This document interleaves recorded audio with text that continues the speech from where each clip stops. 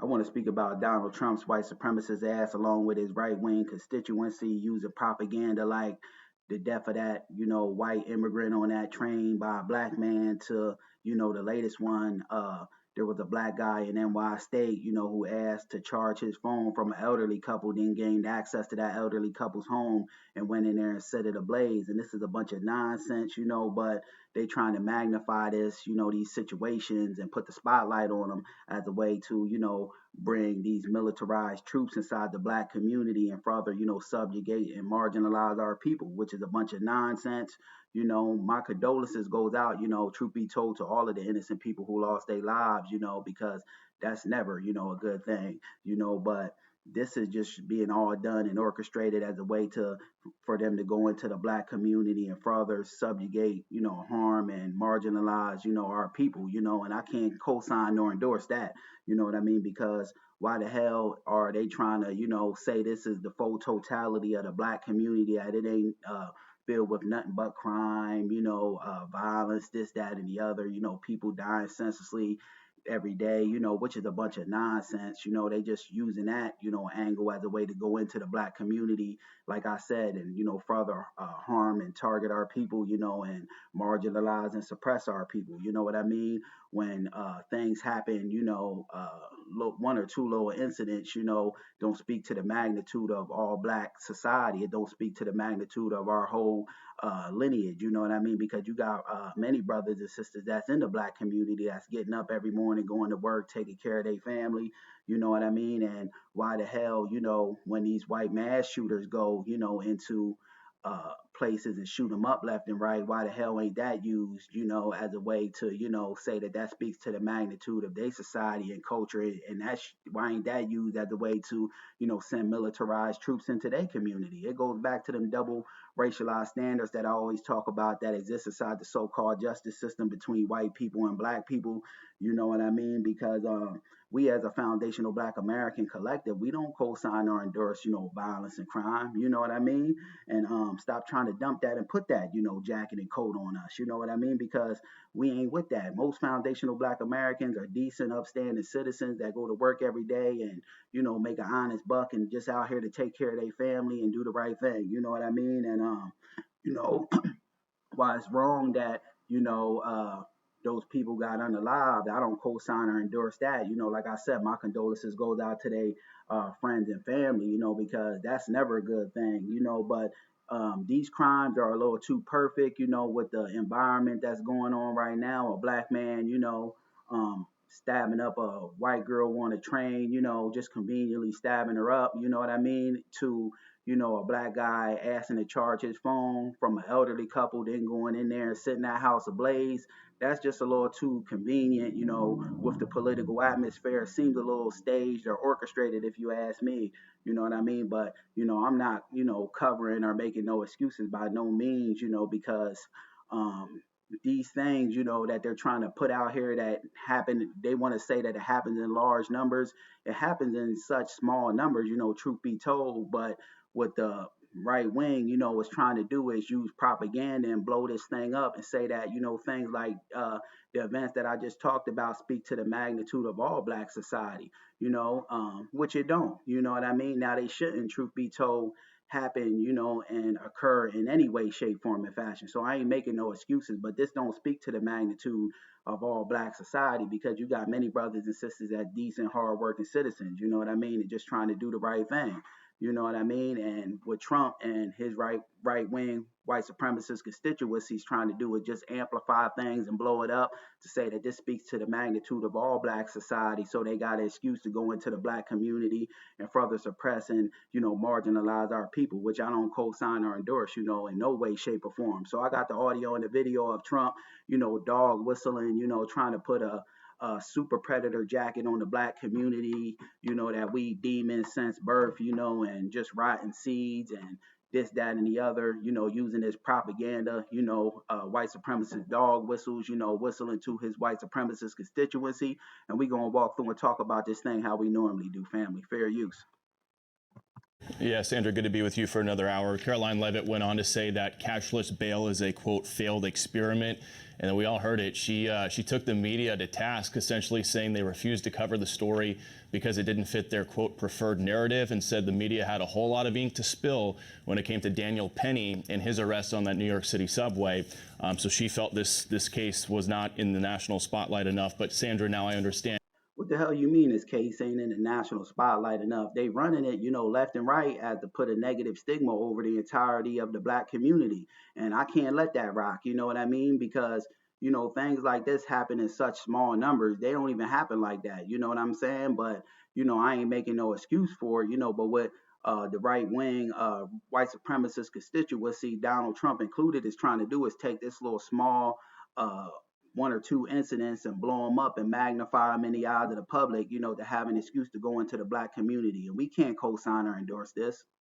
And we're hearing from the president himself with some new reaction to all of this. She often, during her remarks, pointed to this new statement from President Trump.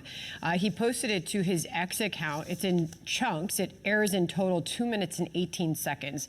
We're going to play it out in its entirety. Listen. For far too long, listen to this, family. Donald Trump is, coming out with all the white supremacist dog whistles, to let his people know that he's on code.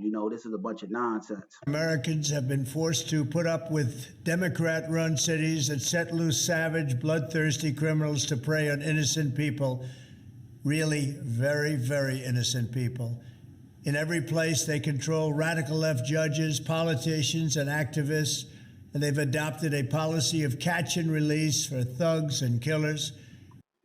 That thugs, killers, and what's the other one he used? Savage. That's a dog whistle, family. He talking about black people at the end of the day. That's why I said I get pushback and resistance to this kind of thing, because that ain't the entirety of our community, and they ain't gonna do nothing but go in, bring these troops in and, further, suppress the black community and marginalize us even more, and that's a bunch of nonsense.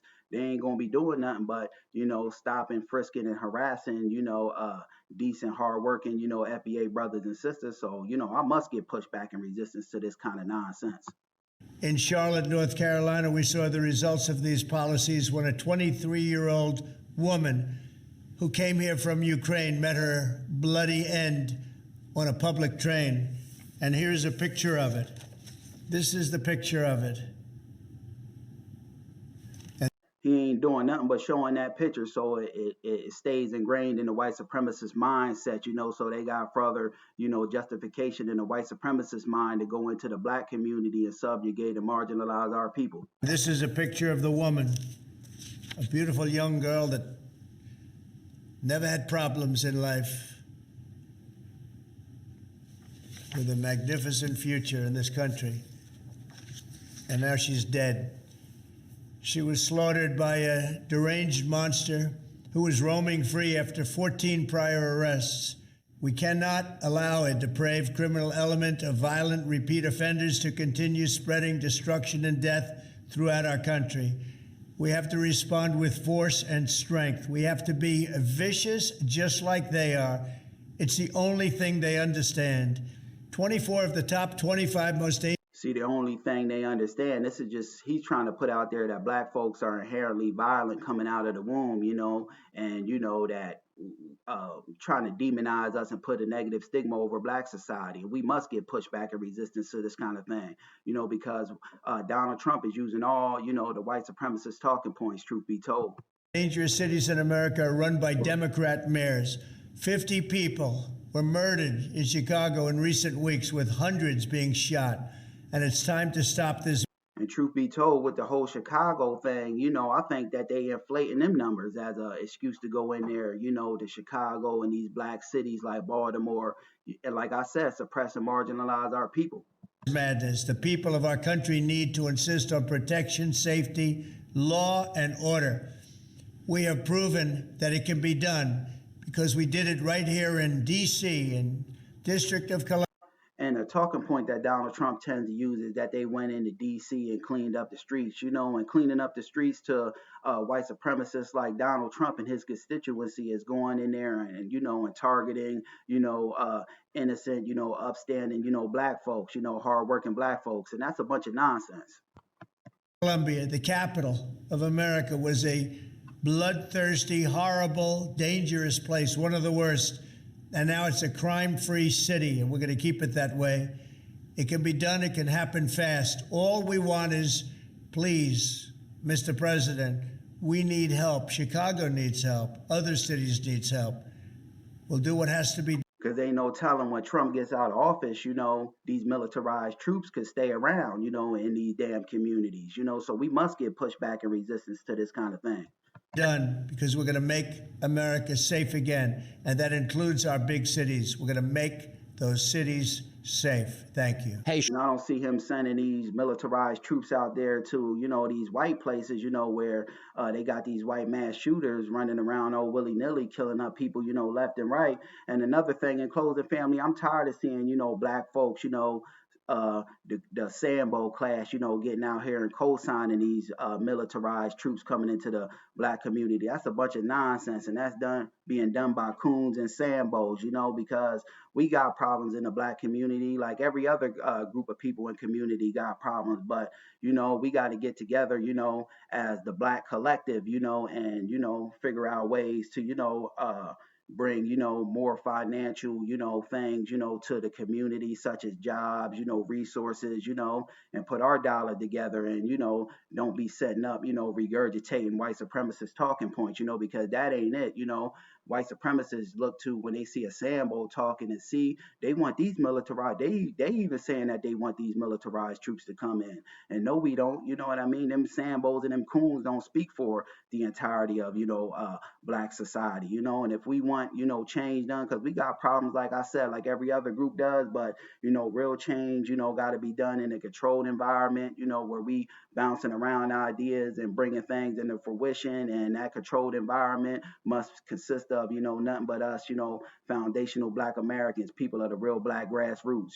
Just my thoughts on the matter. But Donald Trump, just doing a bunch of white supremacist nonsense, trying to target and marginalize the FBA community, and we can't have that. Peace.